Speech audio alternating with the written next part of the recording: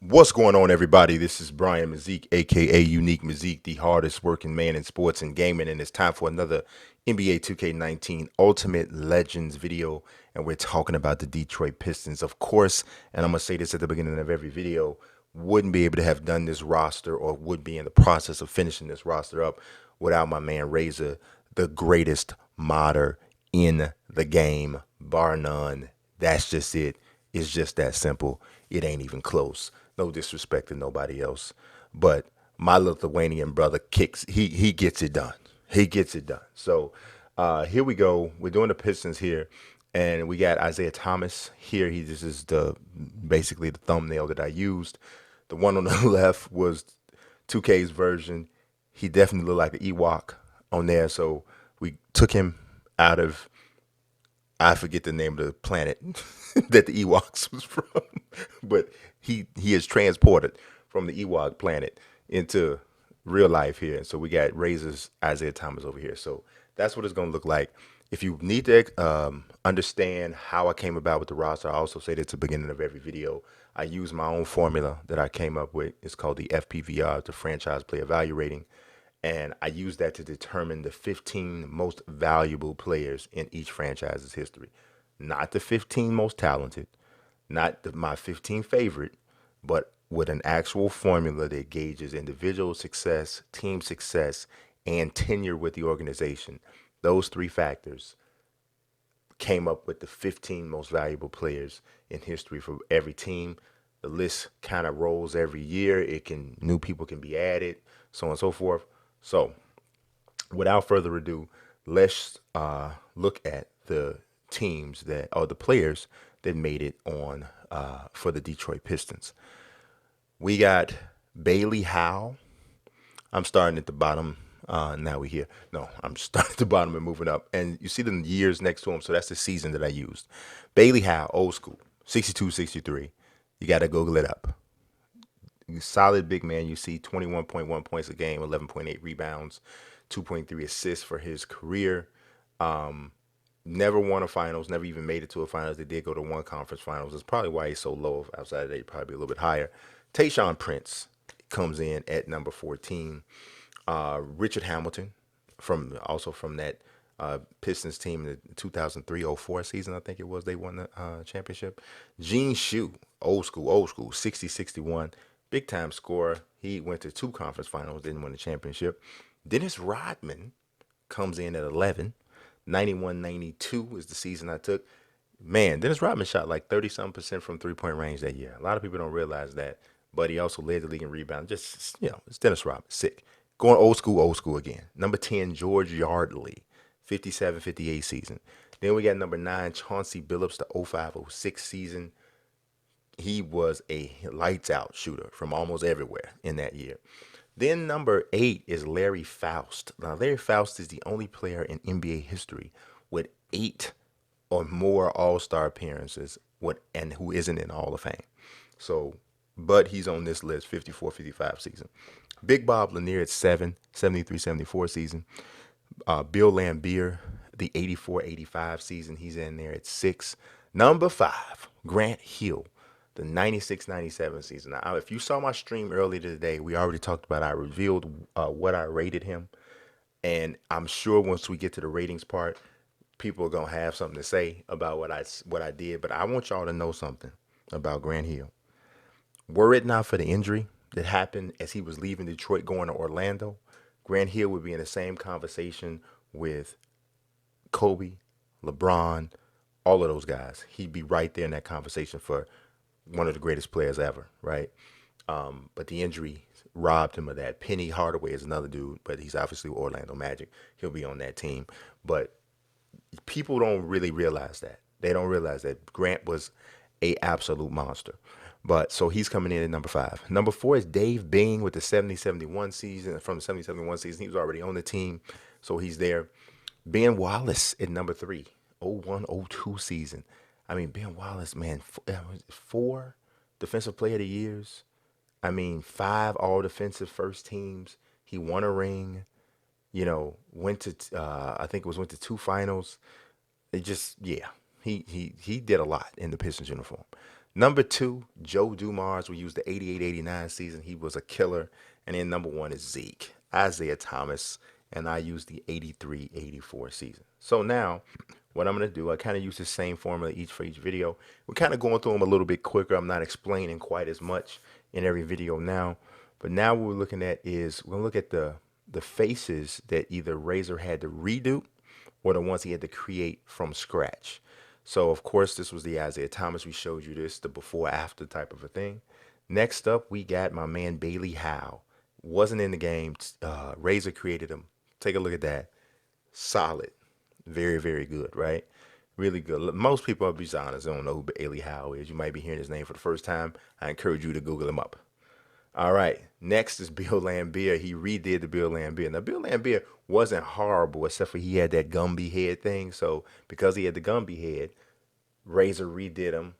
Excellent on the right side of the screen right there. That's that fire. Next up, the Worm. Now, Dennis Rodman, they had him. He looked like RuPaul on it with 2K, and Dennis Rodman doesn't look like RuPaul. So clearly, this is a good thing. They changed it and made him look more like himself. Really, all he really did though was he took the render that was already in the game for the 95-96 Bulls, touched it up a bit, and then changed the hair color. The dude is this boy is a beast. You understand me? He's a beast, and he did a good job here. Next up, we got Gene Shue. Good. This is solid. I like it. I'm digging it. Gene Shue also ended up being a head coach in the NBA, a very successful, a long time head coach, I should say at least. And then we got George Yardley. Look, he put the hair on his chest and everything. And yeah, my man's ears stick out a lot, so he definitely represented his ears. His ears are on pop up, so it is what it is. So then, of course, like I said, we got the Isaiah Thomas, and that's that. Oh, I'm sorry, I left out. Look, Joe Dumars. He was fat and greasy. He looked like he looked like he was wearing a fat suit in 2K. He did, and very greasy. I mean, just neosporin, petroleum jelly all up down his chest, face, neck, and back is what you had on the left. But then Razor came through and hooked him up, made him look human, less greasy. You understand? He ain't sliding through the door just for no reason. So we good. Joe Dumars. Oh, I keep thinking it's it. Larry Faust.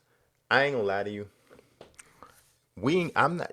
Razor did a good job here, and I'm gonna tell you, dude. He does have a green thing around his eye. I'm not really sure what that's about, but Larry Faust looked like a Batman villain anyway. Just he just looked like the dude who killed the Riddler, who ended up taking the Riddler's place, and now calls himself the Fiddler. I don't know, but he looks like a Batman villain anyway. So I'm totally okay with the way he came out looking here because he does look like a Batman villain. All right, so now it's time to look at the ratings. And we starting at the lowest one first. And it's Larry Faust. It's the Batman villain. He got the lowest rating of all the legends that I've made so far. 6'9", 215, not a very big center, but he definitely would have to have been. We kind of messed that up a little bit.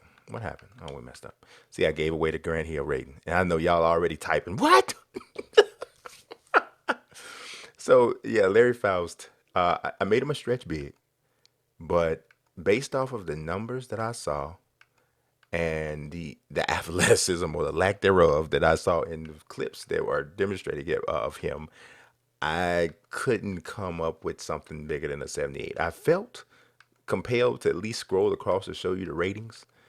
But yeah, he is absolutely headed for one of those two reserve spots on every roster for the Pistons for everybody. He's gonna be there. That's where he's gonna be. But he deserves to be on there because of his accomplishments. Bailey Howe coming in with that 83. This might be the two people who are left on the. But Bailey Howe can shoot the ball. 85 open three. So, he can shoot. You can get some offense out of him. They call him a scoring machine. Next is Dennis Rodman with only an 85. And some people might have a problem, but I'm sure you got to be able to understand. Rodman, not much of a scorer at all, but his defense and rebound and stuff is great. I told you he could shoot threes that year. I gave him a 75 open three. So it might have been a little bit generous, but that's what I gave him. But his shot IQ was a 99 because he's not shooting any bad shots, we know. Standing layup is an 89. Driving layup's not so good. The dunk is a 70, but the contact dunk isn't all that high. Speed with the ball and stuff is not good. But we got to get to the defense. I gave him a 99 on hands. Let's get to some defensive stuff. You'll see where you represented at. He was a monster. I mean, I think he averaged like it was some insane 5.4 offensive rebounds a game, just sick. Then the defensive rebound, he led the league in rebound, like averaged like 18 boards a game.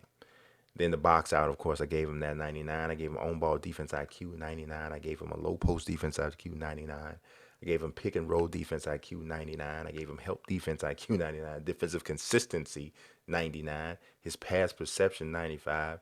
So this is a pure lock.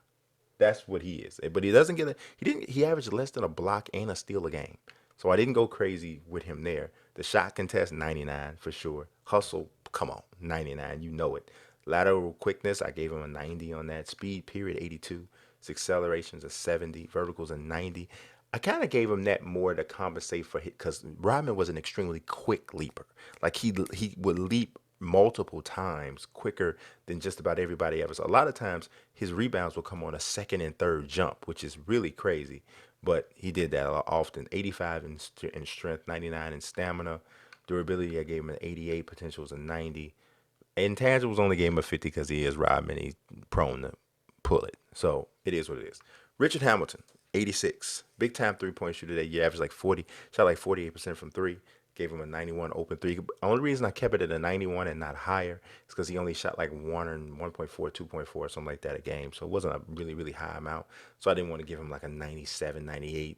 Like the same thing I would give someone like Steph Curry, who shot 10 threes a game and shot just under that from a percentage standpoint. Then we got Gene Shue. He is also a good outside shooter. If you look at video of Gene Shue, you'll see him pulling up with a lot more jump shots than you saw most guards in his era. So I gave him some love on that. Also, he was a really good free throw shooter. So I translated that to being a good 3-point shooter too. I think it definitely matched based off of what I saw. Then we got George Yardley. Yardley was this dude was like for his time, he was putting in some work, stat sheet stuffing across the board. So he's a solid overall player. He's not gonna play that much, I don't think. I mean, he might be the first. I gotta check. He might be the first backup off the bench behind Grant Hill, who's gonna start a small forward, or yeah, probably start a small forward. So, but a good player, a good player. Then we got Bill Laimbeer at 88. He's definitely a stretch big. 83 open three, 84 free throws, rebounding. The defense is solid. We got Tayshaun Prince at the 88. Now I checked his ratings 2 or 3 times because I felt like, man, is this 88 kind of high? Then I had to remind myself the 2K algorithms, the way they come up with these ratings is kind of weird, right? So sometimes, like, I really don't think he's really like an 88.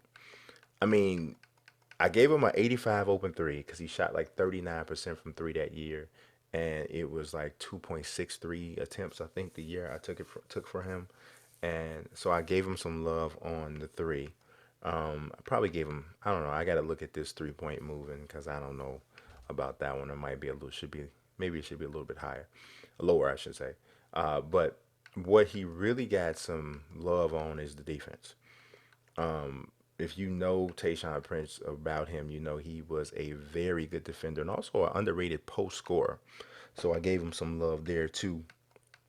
But defense is where he really shines. On ball defensive IQ, low post defense IQ, the pick and roll defense definitely. I mean, Tayshaun could switch on everybody, and as a long defender, definitely something he came up good with. So he's like as far as on defense, a lightweight Dennis Rodman, but a little bit better or a lot better scorer. So I think that's why he got a higher rating. Ben Wallace at the 89. So Ben Wallace, I don't know. I think I think he's gonna probably start at power forward. I think that's the way I'm probably gonna do that. Um, yeah, I'll probably set the rotations after this, and I'll probably do that to let you guys see what rotations I give him. And yeah, but illmatic defense, crazy rebound, and obviously the scoring's not gonna do much, but definitely doing his thing. Oh, we got high usage. All right, so then we got Dave Bing coming in with the 89 as well. Definitely a big time scorer. I mean, I think the year I took, he averaged 27 a game, putting in work, putting the ball in the bucket. He's definitely coming off the bench. behind this man, Joe Dumars. So I don't know. Tayshaun Prince. I don't know who comes off. I mean, I don't know. We got Tayshaun Prince and you got Yardley. Tayshaun Prince is gonna be the backup small forward actually. Um, yeah, he could play actually be backup power forward too. So I don't know. But JD was a killer that year. I mean, 3-point shooting, just shooting it from everywhere. He had a great year. Then we got Bob Lanier, who's going to be the starting center. Bob Lanier is one of the more underrated players in NBA history. Look him up. Google up the stats, the numbers, the All Star appearances. Uh, I mean, just a really tough scorer, rebounder, shot blocker, good player. Then we got Chauncey Billups coming in with that 90. The year I took, Chauncey was doing business with playmaking, and the 3-point shooting was great. 91. I see Joe Dumars got a 95 open three though, so they're right there. Even Joe Dumars is a better player overall, like throughout his career than Chauncey Billups, but that particular year, Chauncey was huge for the Pistons. Then we got Isaiah Thomas, one of the highest ratings I've given any player so far. 93 overall. 22-year-old Isaiah Thomas. The open three was just okay. He didn't have a great 3-point shooting ever, really, but it's definitely not that year. But we hooked him up on the layup, on driving layup. Isaiah could get up a little bit, but he wasn't dunking that frequently, so I didn't go crazy with the. See, because the thing of it is, if you say, "Oh man, Isaiah could really jump," he should have a higher dunk rating than that. But then at that point, then it starts to be the point that it's not matching what you actually saw him do, right? I mean, how many dunks did Isaiah have in game action? He might have he might have dunked 6 times in his career, like in an NBA game, maybe. Just maybe probably a little more than that, but definitely not a frequent dunker. So if I give him a dunk rating that fits what I think he could do, then now he's dunking all the time in 2K, and that just shouldn't be. But ball control gave him a 98, speed with the ball a 98, passing accuracy a 97, passing vision. He averaged like 13 assists this year, I should say. Passing IQ, look at the hands. He did work. He did some serious work. So he definitely got a high rating. But number one rated player on this team, Grant Hill, he got a 95. I know. I won't hear it. I'm gonna hear it. Grant Hill is highway. But I'm just saying, y'all. Grant Hill. Let's just look at the numbers, man. Just take a look. I think I said 0607, and I was wrong about that. It wasn't 0607. It was 96 97. Hope that's what I said. But look at these numbers: 21 points, 9 boards, 7.3 assists, 1.8 steals, shot just under 50% from the field, 30% from 3-point range, which is not great. Doesn't have high ratings there. But 71% from the free throw line. I mean, played 39 minutes a game. He was phenomenal that year, just phenomenal. And even the year before that, I wanted to try to use that one because he almost averaged 10 boards and just under 7 assists, but he only shot 19% from the free 3-point line. So I didn't think that one was the right year, but just a killer year for Grant Hill. A killer year. It's a shame what I know that he could have been that didn't get an opportunity to be. But Isaiah's going to start at the point. Joe's going to start at 2. I like Grant Hill at the 3. I don't. Ryman's not the 4 though. I think it's better if we go with Ben Wallace at the 4 because they got more centers, and then you go Bob Lanier in the middle. Now we got to do something about these minutes. Chauncey Billups is really good, but that's probably 2 minutes, too many minutes. Um, that's definitely too many minutes for uh, Hamilton. Drop you down some, and Rodman, that's a lot of minutes for you, sir. You're gonna have to come in and get your spark, but not that much of a spark. All right, and then this gentleman definitely is going here. Bailey Howard's going. All right, so you got to get Tayshaun some minutes, and George Riley can get him some minutes too. And let's see, we got Hamilton barely getting minutes. All right, so this is Ben Wallace. So we gotta make sure Grant is playing minutes. They both can play 28. Let's go with Grant 1. maybe another minute there. Take it down like that. Go 32 minutes. He's the best player you want him on the floor, the most, and I think they are good. Now, here's the thing. Here's what I always do because the team is different, right? They don't run. They're not the same type of team as maybe the playbook that they'll have. So I say, okay, what's the playbook that they should have based off of the talent that they have? They have a dynamic point guard. They have a great spot up shooting two who can go a little bit off the dribble, who can also handle. They have a do it all small forward. I'm trying to figure out what team this is with a, you know, I don't know. Um, huh. You know what I'm starting to think though? But I was thinking the Cleveland Cavaliers team with Kyrie and LeBron. Let Grant Hill play like LeBron and Isaiah play like Kyrie. But then that kind of neglects Bob Lanier in the middle, who is a dynamic low post scorer. And so I'm not sure about that. I don't know what team, what playbook is best, but I know it's not this Pistons playbook. Um, See if I can see a team that plays like that. Like, they can't. Nah. I was thinking maybe the Bucks this year, and you let Grant Hill play like Giannis, and Bledsoe, Isaiah, and then Brooke Lopez, Bob Lanier, because Bob Lanier can shoot a little bit, but not. I don't know. That's gonna be my placeholder team for right now. It's definitely not the 13 Heat. Rockets, no, because that neglects Grant Hill. Wait a minute, the '08 Rockets? I don't know. Maybe that is because that's Tracy McGrady. I don't know. Maybe that one. Uh, Lakers, Heat, no. No, no, no. That's the Pistons. Nah. The '03 Mavericks. No. I'm thinking of the players that are on this team.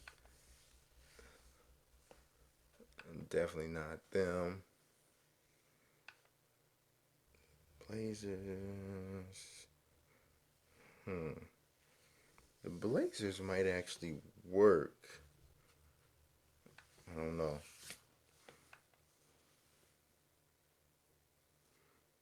Mm-mm. I'll figure this out. See who. I think I'm gonna go with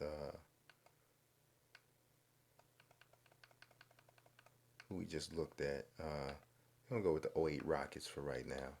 It could always change. We're gonna go with the '08 Rockets. So there we go. We're set with the Pistons now. I'm gonna let you see some gameplay.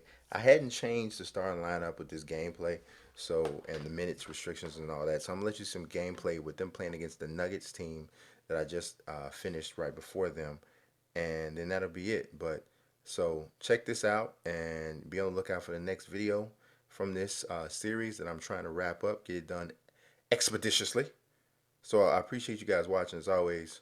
Check it out. Really good usage of time. Cam, put on your coat.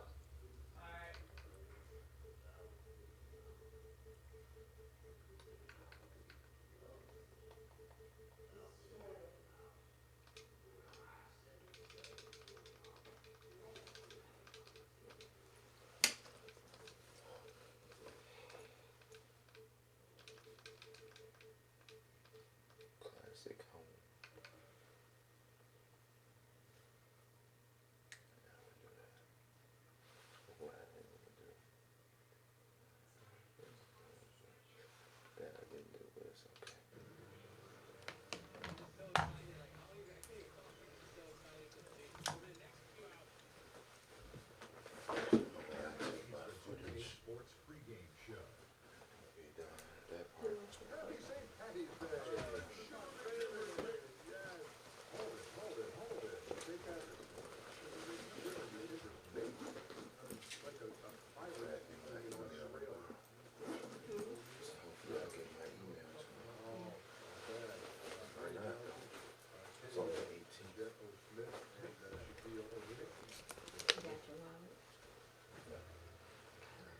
which I got the PayPal card, the Chase card, you know, and CSC card. Come on. Yeah, I'm doing the same thing. Yeah, let's go. You need to pour down his feet.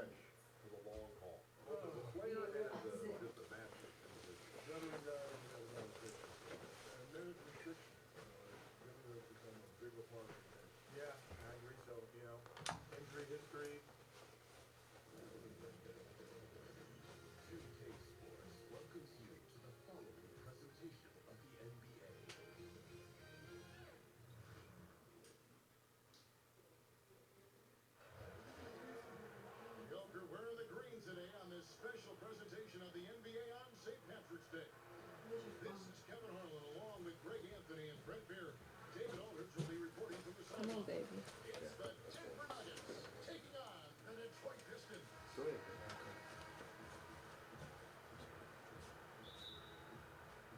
So the Nuggets win the tip. All right, let's set the floor. Courtesy of Gatorade, all fueled up and ready to go. So out there for the Nuggets right now, they've got Anthony. Thompson is out there with Mutombo. And it's Issel in at the 4 slot. Now here's Anthony. Pass to Issel. 1 up, 1 down. 2 points with his first shot this game. Showing some initiative there. Yeah, and he takes advantage of what the defense is providing him, and that's the first bucket of the game. And here comes the break. Here's Thompson. Rodman with the block. And the thing about Rodman, he's more of a position player defensively, but that time reaching up to swat it away. Nice ball movement by Detroit. Here's one here. Covered by Mutombo. 5 to shoot. Lets it go from 11. 1 here, no good. Down low. Changes up. Lever, that's good. Melo good at scanning the entire floor, and that's why at that time he found the open teammate. And keeping us updated from the sideline, let's swing it over to David Aldridge. Thanks, Kevin. I did speak with the Pistons head coach for a little while.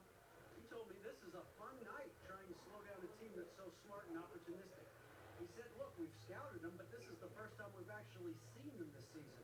So it will be interesting to see if we can disrupt their offense and slow them down just a little bit. Back to you, Kevin. David, thanks as always. Their goal early on is a simple one, keeping those opposing shooters from getting hot. Yeah, and so defensively, they can't get tied into any one strategy. It might take a few different approaches here before they find one that works. One approach, GA, might be clogging up the passing lanes and make it really difficult to move the ball around the perimeter, get away from the shifting, and keep the open three-point looks to a minimum. Denver with the ball after the basket by Detroit. Here's Lever. He's guarded by Thomas. Shot from 12. Lever can't get it to go. Gotta make those shots. Not sure how he missed it. Defense was just okay. Hill looking around.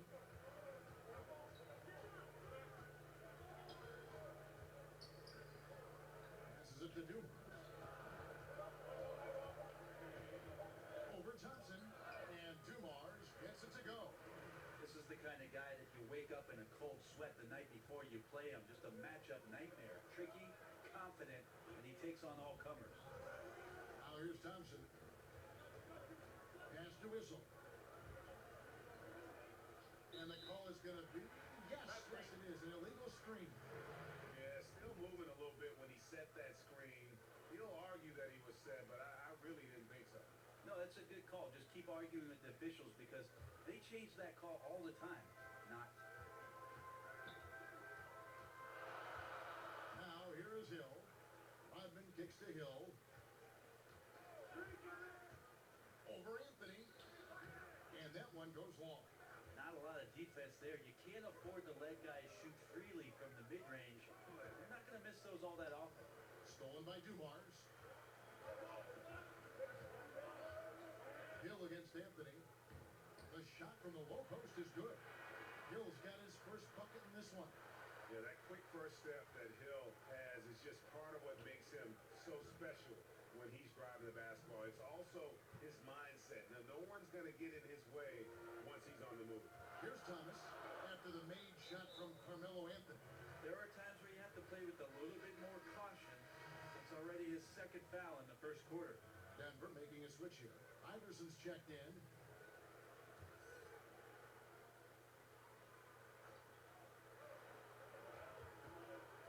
Iverson against Thomas. Over Iverson. Thomas, no luck. The Nuggets leading by 3.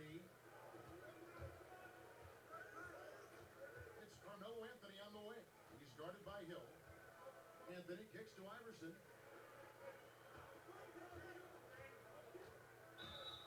Two free throws coming up, and they call the shooting foul.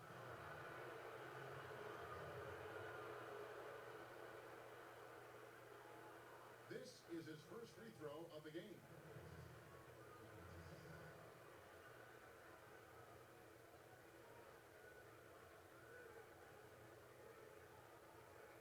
Two shots.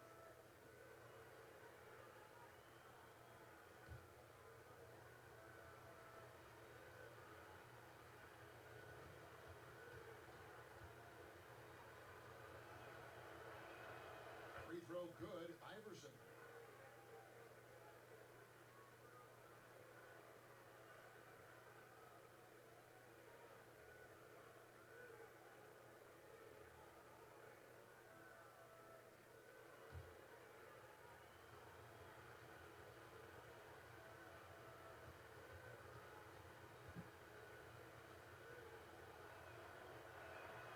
And he can't hit the second.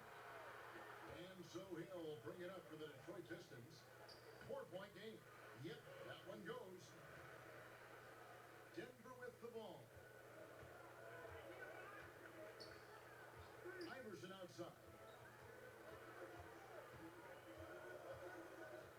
The pass to Issel. Over Thomas. And stolen by Thomas. And it's out of bounds. Last touch by Thomas.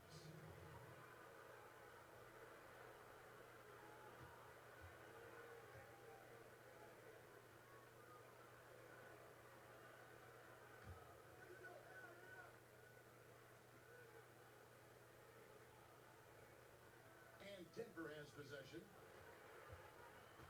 Thompson passes to Iverson. Kicks it to Anthony. Over Hill, and he's fouled pretty hard on that shot, but he's got the chance to pick up the points at the line. Brad Hill picks one up. How many thousands of times have we seen Melo in that position to pick up a shooting foul and to force the defense to foul him? Denver shooting their third and fourth free throw attempts of the game. Gentlemen, two shots. Two shots.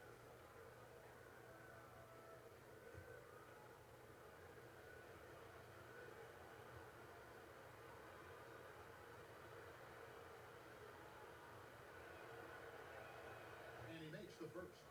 Just get a feeling like Melo has brought some extra energy to this one. This guy eats, drinks, and breathes basketball, but he's at it here tonight.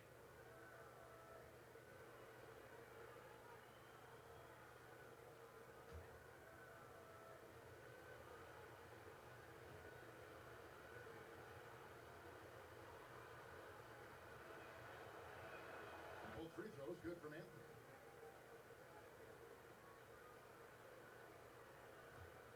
Pistons trail by 4. Thomas kicks to Rodman. Back to Thomas.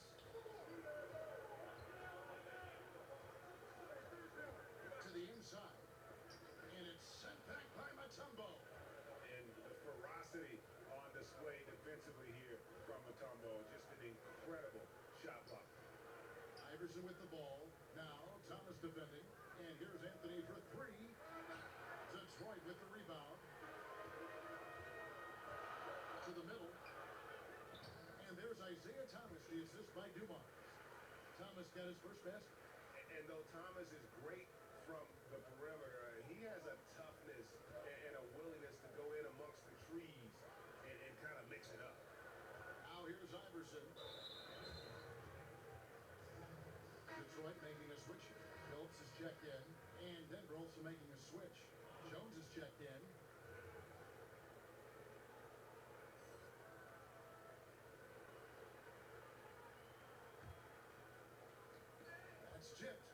stolen by Hill. It's good. This game is all even. And they're beginning to just flat out fall apart defensively right now, especially on the interior. Iverson with the ball. Phillips picks him up defensively. Thompson outside.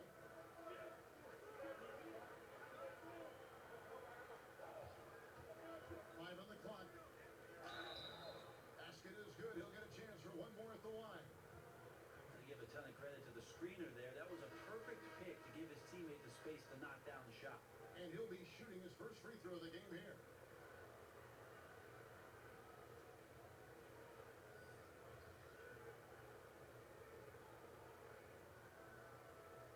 One shot, Tatum.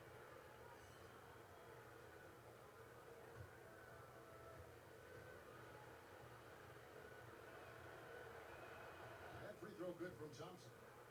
And as good as he's been in the NBA, we're looking at one of the greatest college players of all time. Thompson at NC State was a beast. The Wolfpack were dominant when Thompson was there. He's looking for Iverson, finds him. And the shot is good, dropping in off the front of the rim. And Detroit has possession, trailing by 5. Here's Bing. He's covered by Thompson. Back to Wallace. It's Rip Hamilton on the way. And Detroit again with the bucket. The Nuggets leading by 3. Thompson looking for an opening. From deep, Iverson. Rebounded by Lambier. Here's Bing.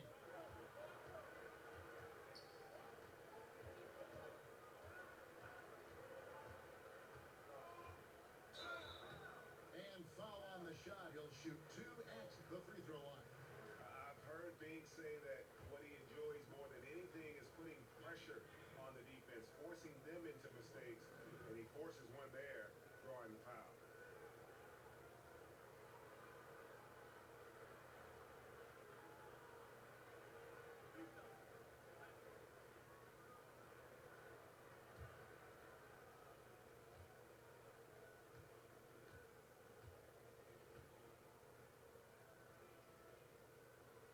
The first free throw is good. Chauncey Billups checked in for Denver.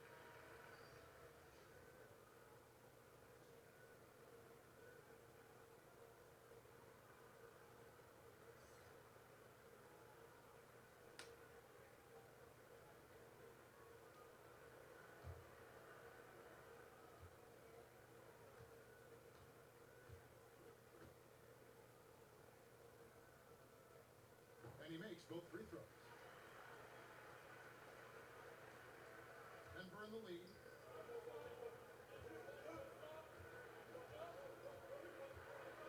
Pass to Iverson. Lets it go with a 3. The basket good off the assist from Billups. 6 points for Iverson.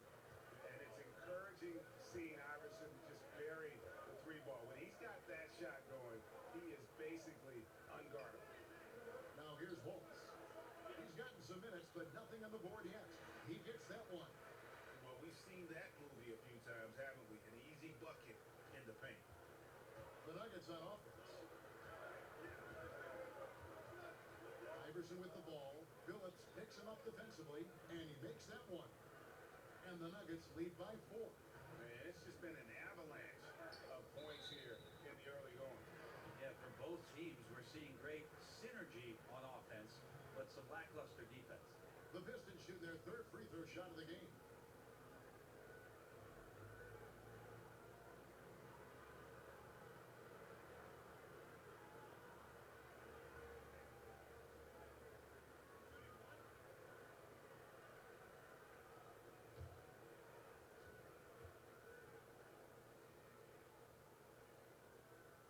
And Wallace is just an unreal defender.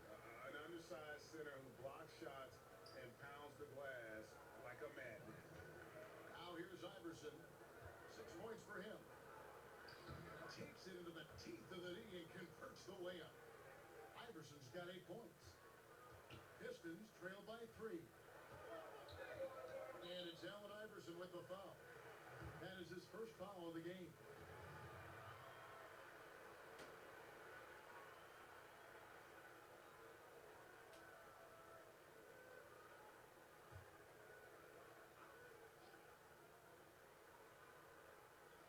And there's a minute 45 left in the first.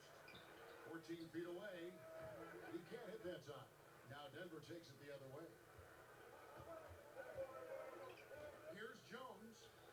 The teardrop falls in. And it's a 5-point Denver lead. That floater is a thing of beauty, effective when it's used the right way. Phillips kicks to Hamilton. And he goes in for the dunk. And that's such solid, fundamental basketball on display right there. You talk about it all the time, Greg. Yeah, great use of the pick to set up the dunk. That's a play that only works by practicing over and over and having a great rhythm with your teammate. You can see the timing there. Now here's Iverson. He's got 8. Rebounded by Lambier. 56 seconds left here in the opening quarter. 16 feet away. Here's Wallace. He feeds it to Lambier. Hamilton outside. Back to Lambier. Just 5 on the clock. From deep three-point range, no good from Hamilton. And truth is, though he misses that one, it's a shot he normally makes. Yeah, he has that kind of range, but maybe not that time the best judgment. Well, this is as good as it gets for a first quarter in terms of shooting the basketball. Phillips against Phillips.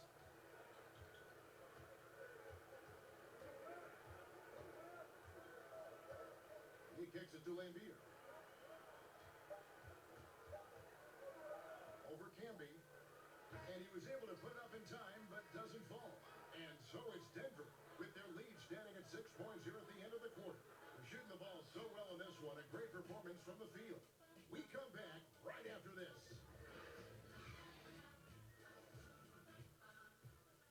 Pocket, I'll be weak. I'm rather unique.